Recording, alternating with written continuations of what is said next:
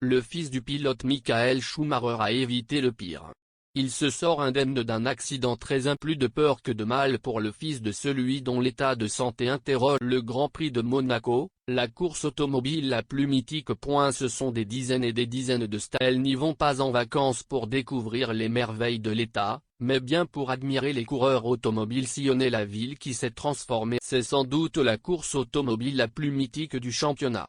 En haut du classement, les amateurs de course assistent à une lutte acharnée entre Max Verstappen et Charles, mais certains regards se tournent évidemment du côté de Mick Schumacher, fils du recordman en titre Michael. Le jeune Mick est pilote professionnel depuis quelques mois et c'est avec l'écurie américaine Haas qu'il compte prendre des points. Malheureusement, tout ne s'est pas passé comme prévu pour lui.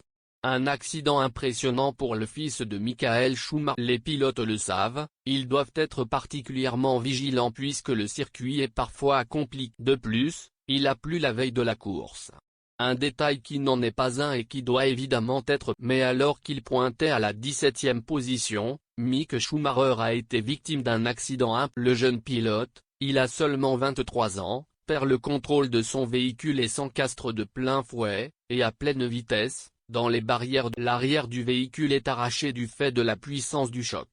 Les images sont terrifiantes puisque la voiture est litre. Mais heureusement, le jeune homme s'en sort miraculeusement sans séquelles.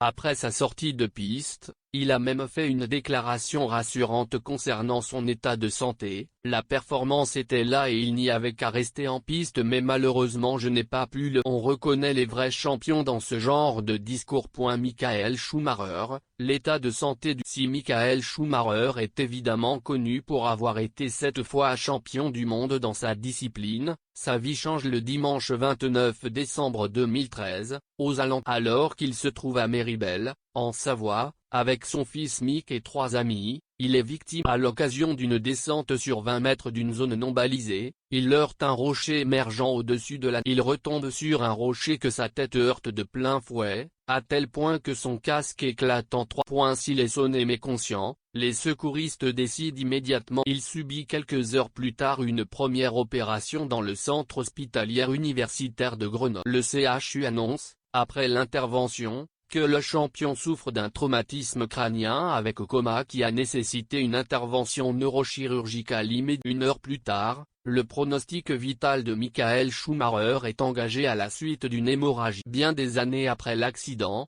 Michael Schumacher est soigné à son domicile, loin des regards extérieurs. Si quelques informations nous parviennent, de temps à autre, difficile de savoir exactement comment. Peut-il parler?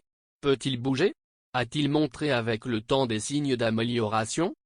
Sa famille garde le secret. Mais c'était sans compter sur la sortie du documentaire de RMC Story qui a récolté les témoignages de plus. Avant la sortie de ce projet, certains avaient déjà donné leur avis. C'était par exemple le cas de l'ancien manager de Michael Schumacher. J'aimerais savoir comment il se porte et lui serrer la main ou lui caresser le visage. Malheureusement, elle a probablement peur que je comprenne immédiatement ce qu'il se passe et que je rende la vérité. Dans ce documentaire, l'ancien pilote Philippe Streff donne son avis sur la question. Lui non plus n'a jamais vu Michael Schumacher depuis son accident. Mais il entend que Michael Schumacher doit être dans son lit dans un état déplorable. Il paraît qu'il a perdu beaucoup de. Je ne vois pas l'intérêt de garder un mari ou un père dans